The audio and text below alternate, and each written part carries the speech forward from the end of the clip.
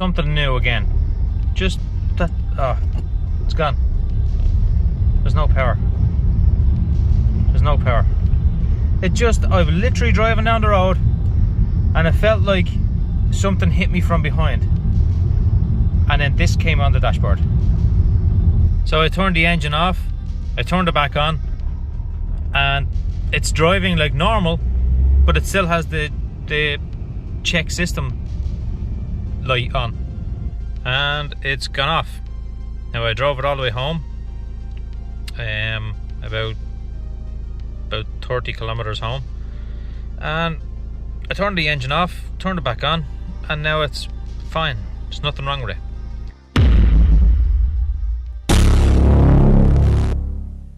I'm sitting on the side of the road again because my car went into limp home mode again.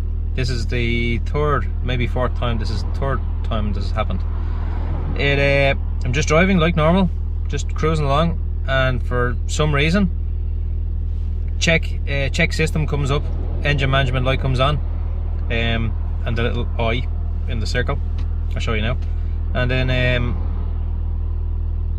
it just goes into limp home mode. I have already used this a couple of times to reset this. So this is what my dashboard looks like right now. The check engine light is on, check system light down here, this little eye up here, and when I turn off my engine, these will all go away, obviously, but the engine doesn't sound right either. So when I turn everything back on, they will come back on. You'll hear it now, watch. Hold on. Right, okay, see the check engine light is still on, and then check system. So now the car will drive normal, but those lights will be still on the dashboard. Another problem for the Accord, but I'm still smiling. I'm trying to smile. This car just drives me crazy, but I'm trying to smile about it. But I'll show you here. I'll put this on. This was only cheap on AliExpress or something. I'll put this into my OBD2, into the OBD2 port, and I will show you what I'm talking about when I reset it. The car will just drive like normal again. So down here is my OBD2 port for my plug. So all I have to do is just plug this in here, and like that. This will come on like this. So if I just press OK on diagnose there, it will go through a couple of little processes or whatever, you know, checking this and checking that and so on. And it will come up with one fault. See one fault up there? So if I click into that one fault, sorry, read codes, get supporting data, DTC, right there, look, fuel rail system pressure too low. Go back, and then if I go down to erase codes, right, and then it'll ask me, do I want to erase the code? So turn off the engine, but leave it on like that, just don't have the engine running, and then you will see, if I press this, are you sure? Yes. And it'll even tell you, turn off your engine. So if I do that, see, now it's gone. If I do another test there to see is there any faults,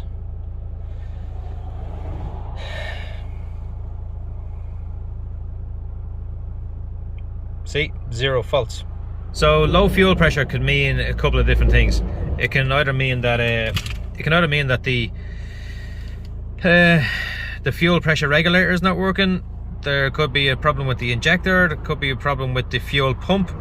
There could be just dirty fuel. There's a few different things that it could be if there's a low fuel pressure thing like that.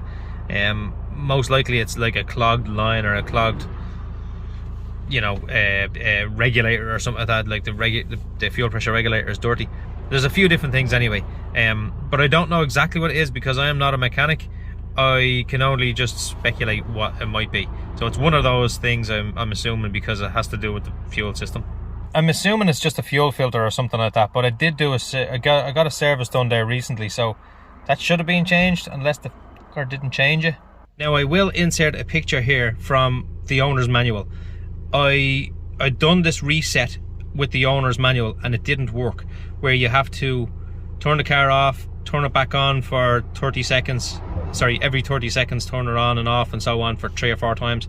It doesn't work. It didn't work for me. It might work for you, you could try it, but it didn't work for me anyway. As you can see, it drives perfectly fine now.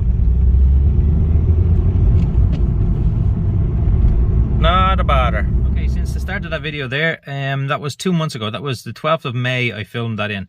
And on the 14th of May, I left it in to get a service and a fuel filter change. Now, I did, just after that part of the video, I checked out the fuel filter just to look at it, to see its location. And well, I already knew where its location was, but I just wanted to see, did it look like it was ever changed? Because I did get it changed a few weeks before that, and well, he told me he changed it. I just never opened the bonnet again. I just drove away and that was it. Yeah, so after that video, I did have a look underneath to see that was it changed or whatever, and to me it didn't look like it changed at all. It actually just looked like he broke it. So I'm assuming, I say that a lot, so I'm assuming that he tried to get the fuel filter cap off and couldn't get it off and broke it, and just told me that he changed it, because you do need a special tool to get the fuel filter off in these cars.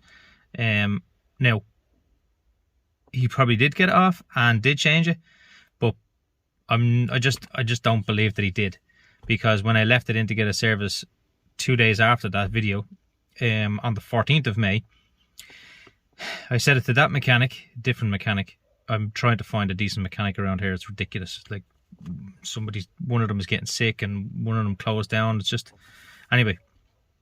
I got a service on the 14th of July, on the 14th of May, and when I asked him just to check out that fuel filter, he did change it. He said, you need a new cap. My tool wouldn't go on it. It kept slipping, so I had to use a screwdriver. I did get it out. I did change it. And he showed me the fuel filter. He said, here's the fuel filter that was in it. Now, if it was only a couple of months old, it shouldn't have, well, not even a couple of months old, I don't think it was at that time. It shouldn't have been as dirty as it was. It wasn't very dirty, but it wasn't very clean either. So I'm guessing that the previous mechanic never changed the fuel filter at all. And that's probably why I was getting these warnings on the dashboard, because there was a fuel clog. The fuel filter was clogging the fuel from getting through to the fuel rail. So I did get that changed anyway, and I said I will drive it for a couple of months to see what it was like. So now this is exactly 2 months later, and I have never had that issue again. I have never needed to use this again. I've never had that warning come onto the dashboard. I'm not saying it was definitely a fuel filter. I'm just saying that of all the issues that it could have been, I said I will change the fuel filter just because I didn't really trust the fella I got to do it. And it looked like he didn't do it. So when I changed it, there is no issue now. I don't know if the issue will come back again if it wasn't that at all, but I'm just saying that after 2 months, it hasn't come back. So I'm assuming that it was that. So if that does help anybody else out there, if they're having that same issue, that same warning light on their dashboard, it's possibly a fuel filter. So change that first, because it is the most common thing. A lot of mechanics do not change those fuel filters because they're so difficult to get off. You need a special tool to take it off. So make sure that your mechanic is changing that fuel filter for you. So even a telltale sign of this would be, I'll show you under the bonnet now, but a telltale sign would be when they remove it, fuel will drip out the bottom of it, and you'll see all the fuel around that area. And when they put the new one in and so on, you'll see all that fuel around the area. If they didn't change it, that will still be dirty or clean or whatever way it is. Before you go in to leave your car in for a service, take a look at the fuel filter area and take a picture of it, let's say, and then leave the car in. When you get it back, you'll see little spots of fuel around it. If you don't see any spots of fuel, then they most likely didn't change it, or they just cleaned up that area to make it look like they changed it. Anyway, just do that. I'll show you under the bonnet now where it is on these Accords and how difficult it is.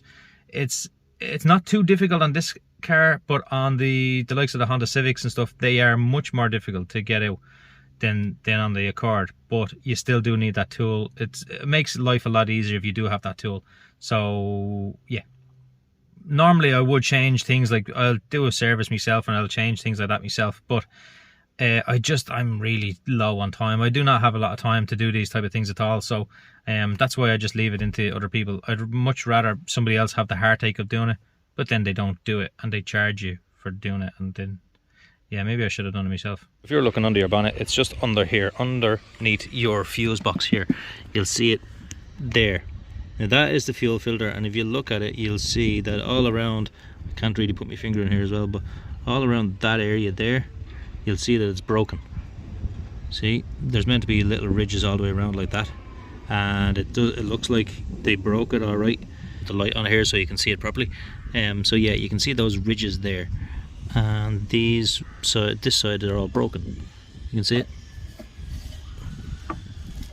and this side they're all broken there. See. So if you get your fuel filter changed, you'll see dribbles of fuel all around. Now, this is 2 months later, so obviously you're not going to see any fuel drips around now. But when you get it done at first, you will definitely see little dribbles of fuel around there anyway, that area. Like I said, on this one, it's not that difficult, because there's a couple of screws here that you just remove to get this out, and then you can get your hand in there. You could probably even do it without removing any of this at all, but on the Honda Civic your airbox is up here and the whole airbox is to be removed, so it is a lot more difficult on the Honda Civic. So that's it. All I wanted to do is just show you this quick little video, because this stuff might happen to you. You know, you might leave your car in to get a service and they don't change a fuel filter, and then you'll get the lights on your dashboard the same kind of way. I'm not saying that it was that, I'm just saying that I got that changed, and since then it hasn't been an issue. So yeah, it's just something to look into yourself if you do have those warning lights on your dashboard, or if you leave it into a mechanic that you don't really trust. Always just check underneath and make sure. Now, as I said to you, I didn't check the first time, and I should have. I don't know why I'm telling you to check, but I didn't check.